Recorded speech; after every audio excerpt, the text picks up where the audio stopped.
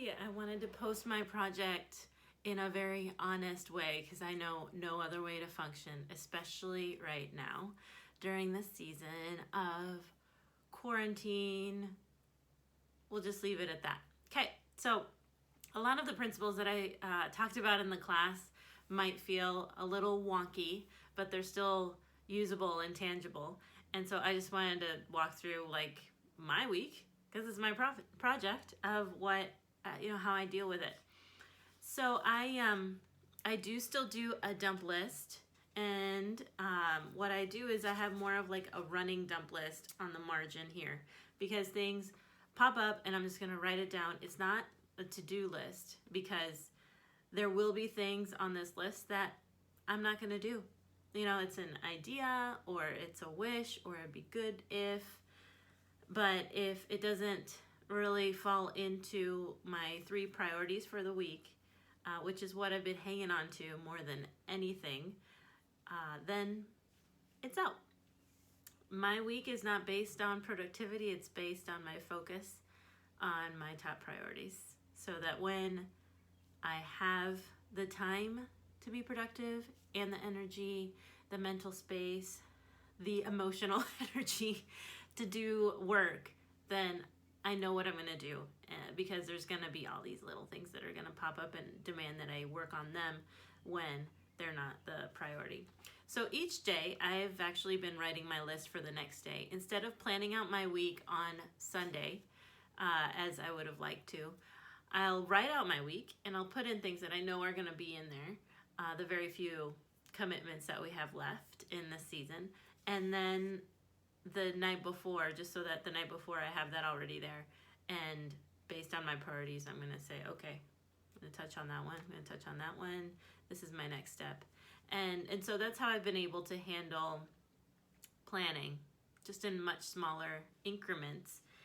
I did a video just like this because I was going to post it as my project on Wednesday, and I already see like I see progress, because I'm actually just doing what I see here instead of times when I've been like, yeah, I have 20 minutes to do something. Okay, well, I'll just do this little thing over here.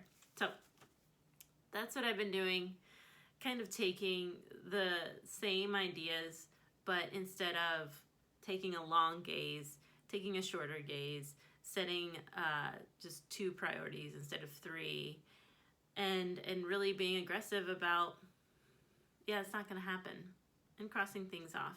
And that, my dear, is the hardest part. I believe it's the second or third segment in the class, saying no.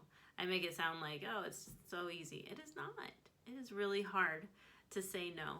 I have a real fear of missing out. I understand that. So, yeah, that's where we're at. And I wanted to show you. Someone asked me if what I use as a planner. I do have a planner. It's a beautiful thing by Katie Daisy. This is actually my 2nd year of using her journals. I can't show you the cover because it's tied together and it's fine, but it's beautiful. And one day I'm going to design one of these puppies myself because it's so cute.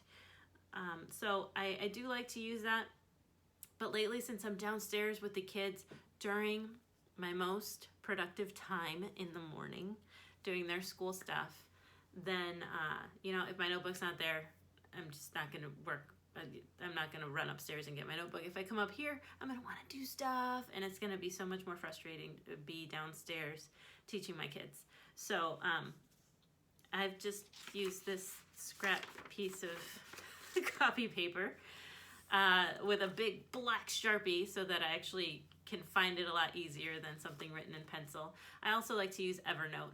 So if I wrote this down, there's 3, maybe 4 things on one day, and it's not much. It's not much. So I can see what that is in the morning, and I will often use Evernote because I love those check boxes, and type it in Evernote because it's on my phone and it's easier. But there is something about writing it down and taking something from here, making it real on paper.